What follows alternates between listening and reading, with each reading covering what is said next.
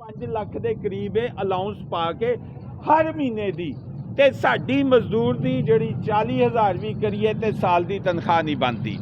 ਇਹ ਇਸ ਨਿਜ਼ਾਮ ਦਾ ਸਭ ਤੋਂ ਵੱਡਾ ਇੱਕ ਇਸਤਸਾਲੀ ਨਮੂਨਾ ਜੇ।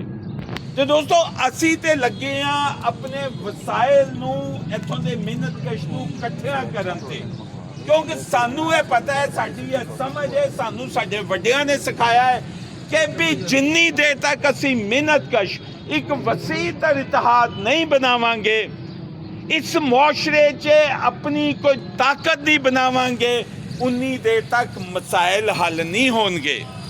ਯਕਮ ਇਹ ਵੀ ਜਿਹੜਾ ਅਸੀਂ ਮਨਾਉਂਦੇ ਹਾਂ, ਜਿਸ ਤਰ੍ਹਾਂ ਤੁਸੀਂ ਰਿਕਸ਼ਾ ਯੂਨੀਅਨ ਉੱਥੇ ਆਈ, PLLF ਦੇ ਲੋਕ ਆਏ, ਰੇਲਵੇ ਦੇ ਲੋਕ ਆਏ, ਪ੍ਰਾਈਵੇਟ ਜਿਹੜੀ ਸੰਸਥਾ ਹੈ ਉਹਨਾਂ ਦੇ ਲੋਕ ਇਕੱਠੇ ਆਏ ਤੇ ਅਸੀਂ ਇੱਕ ਵੱਡਾ ਇਤਿਹਾਦ ਬਣਾਇਆ ਹੈ।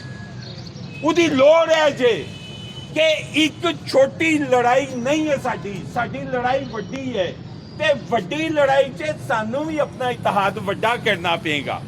ਔਰ ਮੈਂ ਸਲਾਮ ਪੇਸ਼ ਕਰਦਾ ਹਾਂ ਤੁਹਾਨੂੰ ਯੂਨਾਈਟਿਡ ਵਰਕਰ ਫਰੰਟ ਦੀ तमाम ਕਿਆਦਤ ਨੂੰ ਕਿ ਤੁਸੀਂ ਵਾਹਿਦ ਐਸੀ ਪਾਰਟੀ ਸੋ ਜਿਨ੍ਹਾਂ ਨੇ ਮੁਸ਼ਤਰਕਾ ਤੌਰ ਤੇ ਇੱਕ ਵੱਡਾ ਸਫ਼ਰ ਤੈਅ ਕਰਕੇ ਜਲੂਸ ਕੱਢਿਆ, ਵਰਨਾ ਬਹੁਤੇ ਲੋਕ ਕਾਗਜ਼ਾਂ ਦੀ ਹੱਦ ਤੱਕ ਹੀ ਸੀ।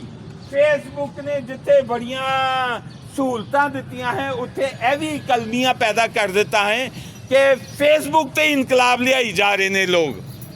ਇਹ ਵੀ ਇੱਕ ਸਾਡਾ ਅਲਮੀਆ ਹੈਗਾ ਜੇ ਕਿ ਅਕਸਰੀਅਤ ਫੇਸਬੁੱਕ ਤੇ ਤਸਵੀਰ ਲਾ ਕੇ ਸਮਝਦੀ ਹੈ ਕਿ ਅਸੀਂ ਆਪਣਾ ਫਰਜ਼ ਪੂਰਾ ਕਰ ਲਿੱਤਾ ਹੈ।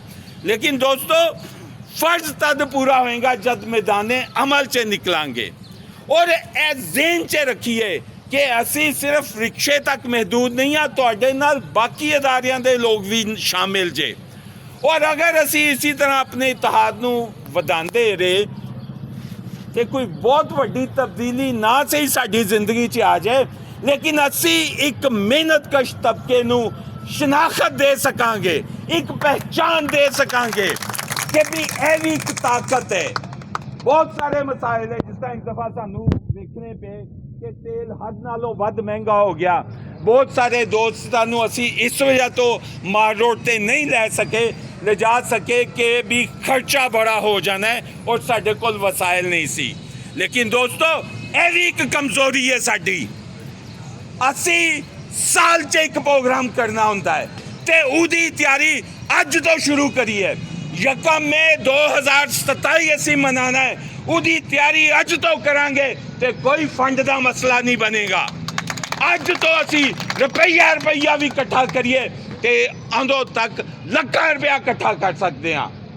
ते उस दिन जड़ी रैली है 27 की जड़ी 1 मई की रैली है, वो ठोकर ते नहीं मुकनी चाहिए, वो जानी चाहिए असैम्बली हॉल तक, ताकि हुक्मरानों को पता चले कि भी पैसा कमजोरी नहीं है साडी, फंड कमजोरी नहीं है साडी जद्दोजहद की, माली वसाइल साडी जद्दोजहद नहीं रोक सकते। और कोई सरमायादार सानू फंड नहीं देगा, कोई MP MNA सानू फंड नहीं देगा। सानू खुद पैदा करना है, सानू खुद वसाइल पैदा करने हैं।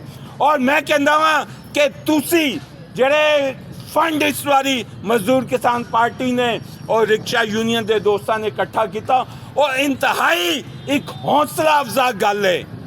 बहुत थोड़े टाइम च असी शुरू किया, लेकिन अगर असी उन्हें टाइम सिर प्रॉपर टाइम नाल पूरा करिए तो जे अज असी 20 रुपये इकट्ठे किए हैं तो अगले साल जनवरी तक साढ़े को 100 रुपया इकट्ठा हो जाएगा। किसी ते लाले ते नहीं लेना। असी तवक्को करते हैं नहीं जी कोई आ जाए साडे मसाइल हल करेगा। क्यों करे? जे असी ताकतवर होवांगे तो कमजोर होंगे, सरमायादार कमजोर होगा, जागीरदार कमजोर होएगा।